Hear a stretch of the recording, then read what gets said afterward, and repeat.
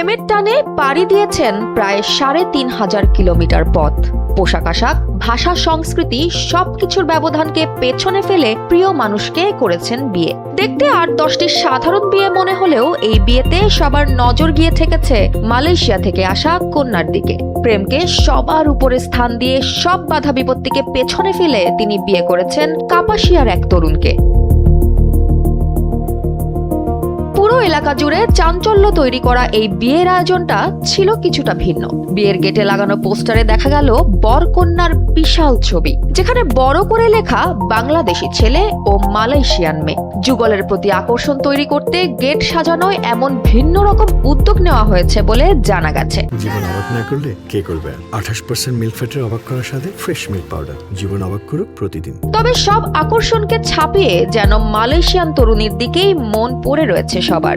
ওর সাথে আমার অনেক দিনের সম্পর্ক, প্রায় 3-4 বছরের মতো।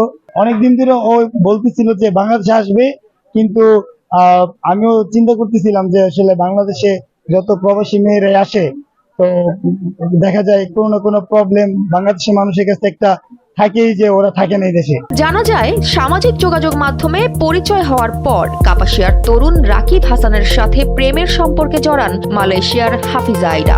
তারপর চলে তাদের দীর্ঘ প্রণয়। সে সময় রাকিব মালয়েশিয়াতেই কর্মরত ছিলেন। রাকিব জানান, ভালোবাসার মানুষকে জীবন সঙ্গী হিসেবে পেয়ে তিনি ভীষণ খুশি। অন্যদিকে বাংলাদেশী সংস্কৃতি, পারিবারিক বন্ধন ও আত্মীয়তার আন্তরিকতায় মুগ্ধ মালয়েশিয়ান নববধূ হাফিজা আইডাও। Dia orang baik, lagi dia akan janji apa dia buat untuk saya. সে বলতেছে যে আমি খুব ভালো এবং আমি যা কথা দিয়েছি তারা। দুই পরিবারের আলোচনা শেষে পারিবারিকভাবেই তাদের বিয়ে হয়। এই ঘটনাকে ঘিরে এলাকায় ব্যাপক চাঞ্চল্যের সৃষ্টি হয়েছে। স্থানীয়দের অনেকেই বলছেন, ভালোবাসার টানেই বিদেশ থেকে ছুটে এসে নিজের ভালোবাসার মানুষকে বিয়ে করেছেন এই তরুণী। নবদম্পতির ইচ্ছা পরিবারের সবার সঙ্গে মিলেমিশে বাংলাদেশেই সুখ শান্তিতে বসবাস করার। ব্যতিক্রমী এই বিয়ে ও বিদেশি কনেকে এক নজর দেখতে প্রতিদিনই ভিড় করছেন উৎসুক মানুষ। জয়া হাসান, NPB।